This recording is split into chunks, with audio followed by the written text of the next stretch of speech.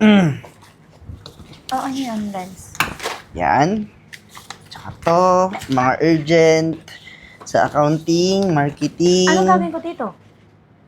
Gagawin mo dyan? Ba't ko ba binibigay sa'yo? Ha? Ano sa Basta tingin lang, mo? Eh, Alam nga naman titigan mo yan. Oh, ito pa. task mo to eh. Tsaka may tinatapos akong report, Renz. Sabi ko, gawin mo yan. Admin works to eh. Supervisor ako, Renz. Ba't ako sasagot? Bakit? Ba't akong gagawa? Nagre-reklamo ka? Hindi naman sa nagreklamo ako, Renz. Eh, di gawin mo yan. Pero task mo kasi to. Marami akong kailangan gawin prior commitments. Ang dami inuutos si boss. Aryan, alam ko supervisor kita. Admin lang ako dito. Pero kahit ikaw ang supervisor ko, ang asawa ko naman ng CEO. Oh. Ano? Hindi mo naman pwedeng gawin passport yan para iutos sa akin yung mga task mo. Passport mo mukha mo. Gawin mo yan. Ha? Pag sinabi kong gawin mo yan, gawin mo yan. Okay. Urgent, kailangan ko agad. Renz, Ay, ma'am. ano to, ha? Pinapagalitan mo sa Aryan? Bakit? Ma'am, inuutos niya po yung mga, ito i-encode ko daw po. May tinatapos pa nga po akong urgent na pinapagawa niyo. Renz, yung mga pinapagawa mo kay Aryan, hindi niya yan trabaho. Iba ang trabaho niya. Remember, ikaw yung admin. Ano man yung pinapagawa ko sa'yo, gawin mo. Eh bakit? Asawa kita. CEO ka. Oh, sinong boss ni Aryan? Eh di ikaw. Eh di gawin niya yan. Bakit ako gagawa? Alam mo, Renz, yung ugali mo talaga, hindi ko na kaya. Alam mong si Aryan, yung mas may mataas na posisyon kesa sa'yo. Respetuhin Wala mo naman. akong pakialam doon, Eden. Asawa mo ko. Kung ginagamit mo yung pangalan ko dahil asawa mo ko, ako yung may-ari ng company, hindi pwede yun. Hindi ka uubra sa akin. Miss Aryan, yung presentation, ready na ba? Ay, hindi. Patapos na po. Hindi. Yung presentation na yan, ako yung gagawa. Dahil, di ba sabi mo may malaking investor si Miss Gina Malimban? So, ibig sabihin, mas kailangan niya na mas magandang presentation, hindi yung putyo-putyo lang. Ito yung dapat mong gawin. Yung presentation, i-email mo sa akin, ako ang gagawa. Ay, hindi. Wag mo na i-email. Gagawin ko siya from the scratch kasi magaling ako. Matalino. So, gawin mo yung ginapagawa ko. Sabihan mo siya na kailangan niyang gawin niya at tapusin.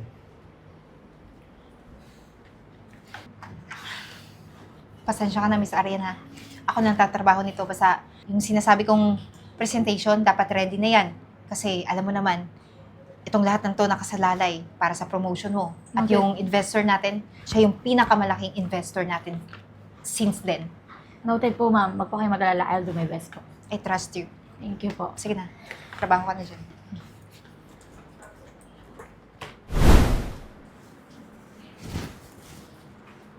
Oh, ba't di mo ako inantay umuwi? Nauna ka na pa dito? May inasikaso pa ako. Kailangan kong tapusin to eh. Ano na naman yan, Eden?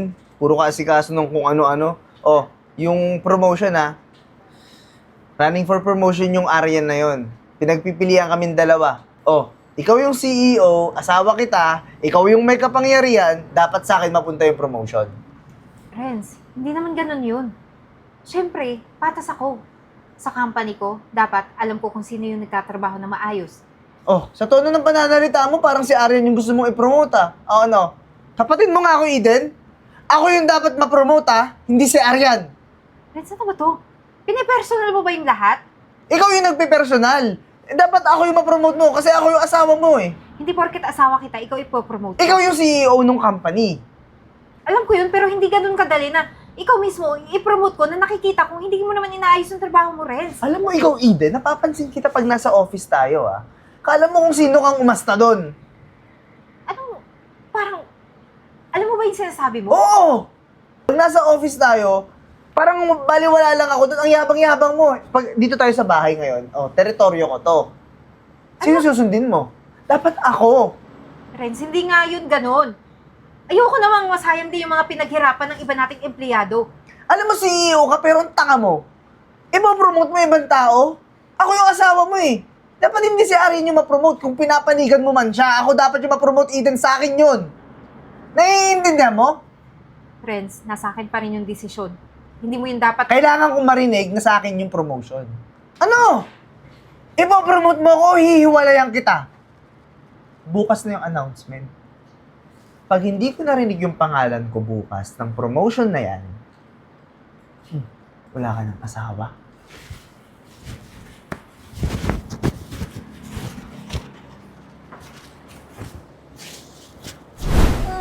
Yes, tapos na ako.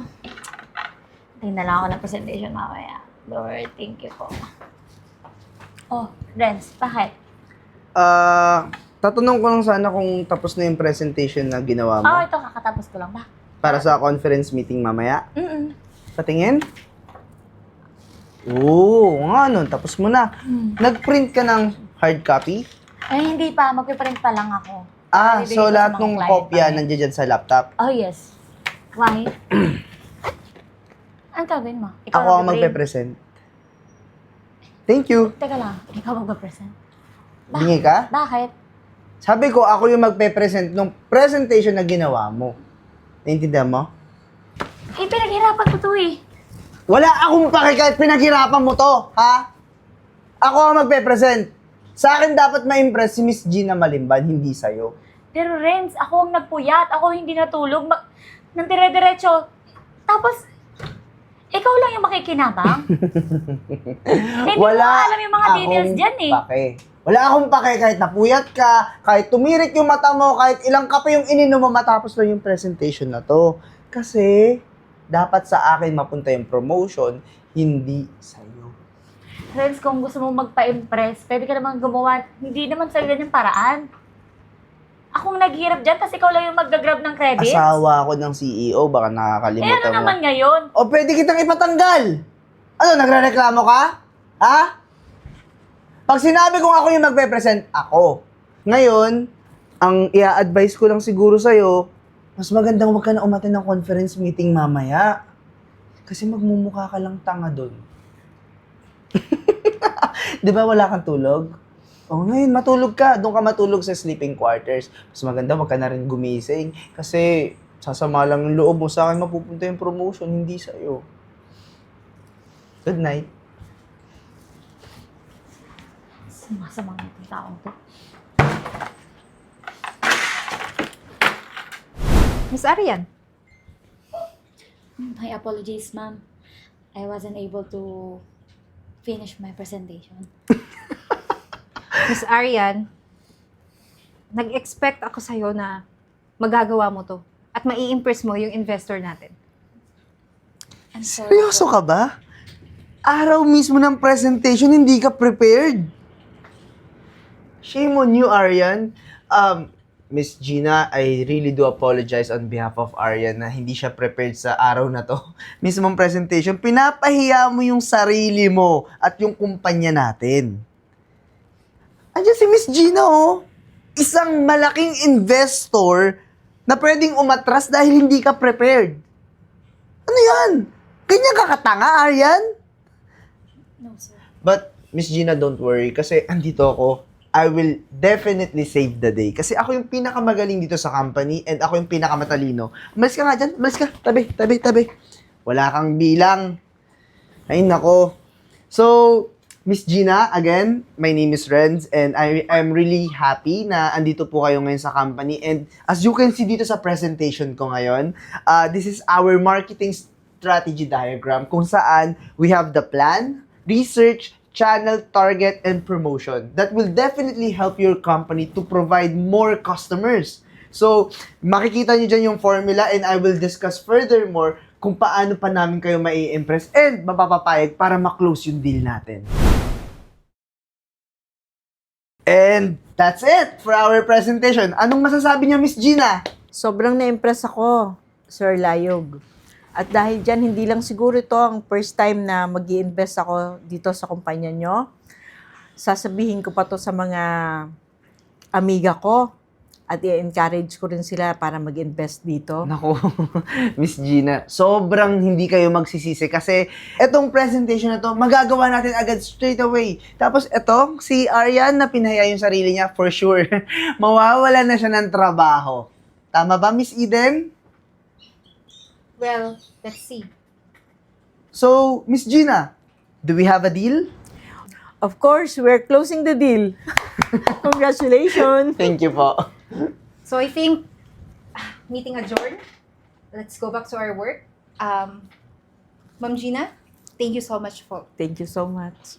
Nakakahiya ka. Pinahiya mo yung kumpanya. Alam mo, kung ako sa'yo, umalis ka na. Ipaki ka na. Wala kang bilang dito. Eden naman, bakit mo pa kami kailangan patawag dito? Alam ko naman na ako yung mapopromote dito.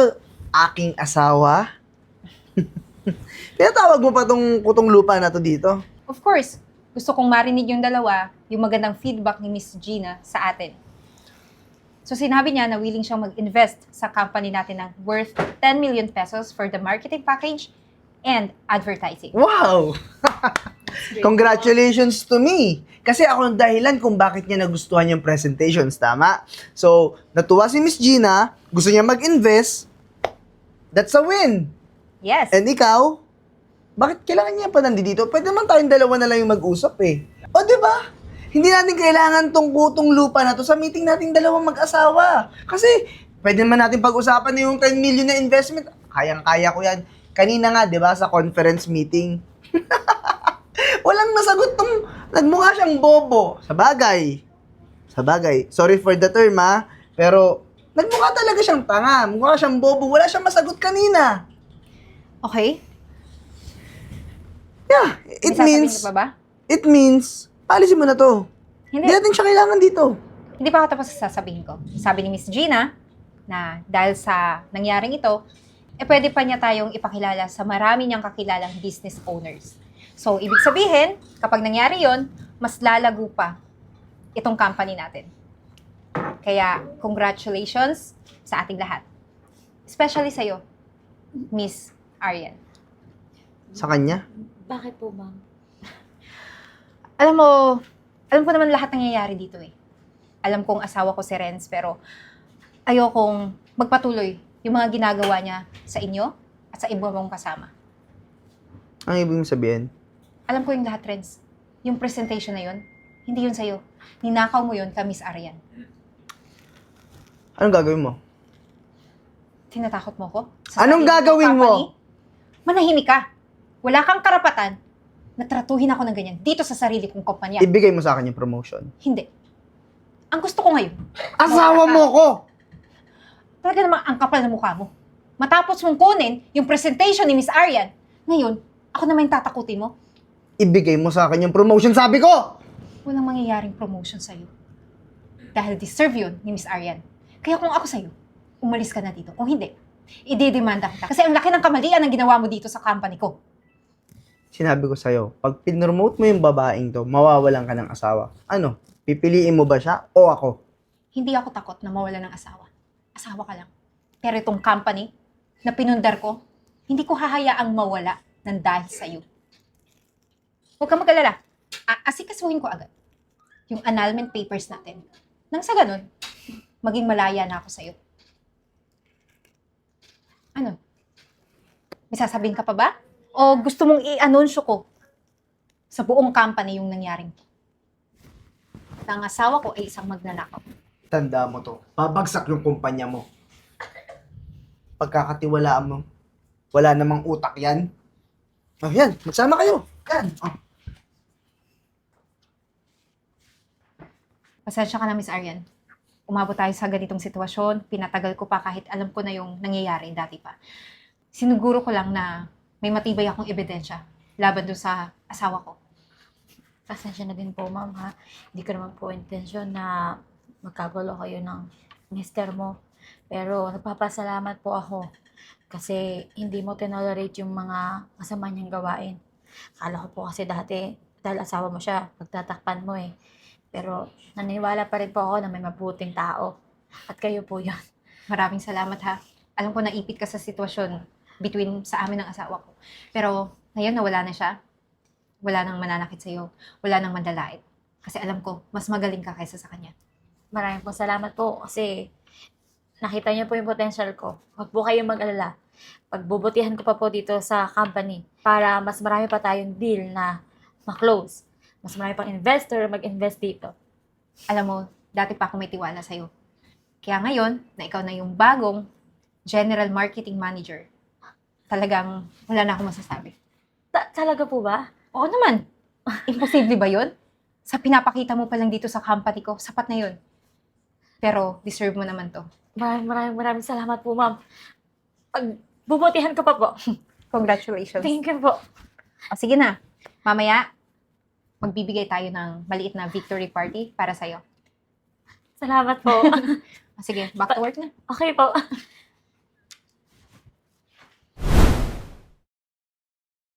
Friends, ang bagal naman ang ginagawa mo. Hira ka naman. Maya-maya magdadatingan na yung mga customer. Bilis-bilis naman man. Hoy! Huwag mo ako masyadong utos-utusan na asawa ako ng CEO. Asawa ka ng CEO. Nasaan na yung asawa mo? Bakit nandito ka nagtatrabaho? Bira ka naman, yabang. Puro yabang ka naman. Alam mo, buwan ko sa'yo magsipag ka. Kasi, walang mangyayari sa buhay mo yan eh. Oo na, ginagawa ko na nga, di ba? Binibilisan ko na nga yung trabaho ko dito. Ano bang kailangan mo? Siyempre, minomonitor kita kasi nagtataka ako bakit ang bagal-bagal ng kita natin eh. Pambira naman. Oh, ayan oh. Hey, Beth. Ayan oh. Ka-office mate ko yan. Ayan oh, si Arian. Yan si Arian. Ako dapat yung mapopromote. Ako, hindi yan. Na-promote yun eh. Dapat ako nga eh. Oh, ngayon, nasaan yung promotion mo? Nandito ka, di ba? Erens, na-promote naman ako dahil deserving ako dun. Deserving. Ang sabihin mo, na-promote ka kasi sumipsip ka sa asawa kong CEO. O, sabihin mo dito sa mokong na to na yung asawa ko CEO kung saan na-promote ka kasi sipsip ka. Oo, totoo yun. Asawa niya yung dating CEO namin.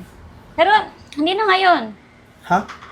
Kasi, ako na yung bagong CEO ng company na yun. Paano ikaw na yung bagong CEO? Ay, hindi mo ba alam? Yung asawa mo, nasa Amerika na. Nagpakasal na dun sa kanong nanliligaw sa kanya na investor. Ayun, ang dami ng mga businesses doon. At ikaw, anong nangyari sa'yo? Eh di, kung ganun, congratulations, CEO ka na. Eh di, balik mo ako sa kumpanya nang matulungan ko yung kumpanya mo na hindi malugi. Nagpapatawa ka ba, Renz? Ikaw, ibabalik ko sa company namin. Eh, wala ka nga kahit na anong empathy sa tao eh. Tapos yung ugali mo hanggang ngayon hindi nagbabago. Ang hilig mong pumuna ng mali ng ibang tao, pero yun sa'yo, hindi mo man lang mapuna-puna, no? Ikaw, CEO ka na, mayaman ka na. Anong kakainin mo? Karinderya ka pa din? Ano? Excuse me, namiss ko kasi yung luto ni Miss Yvette, kaya buwanlik ako dito. Oh, ano? Nakita na yung yabang mo. Oh, ano pang gagawin mo? Aalis ka o magtatrabaho ka? Oh, pili. Anong ulam? Yung embutido tsaka yung Oh, yan. Pagsilbihan mo. Ayusin mo, ha? dinuguan. Bilisan mo. Bagal.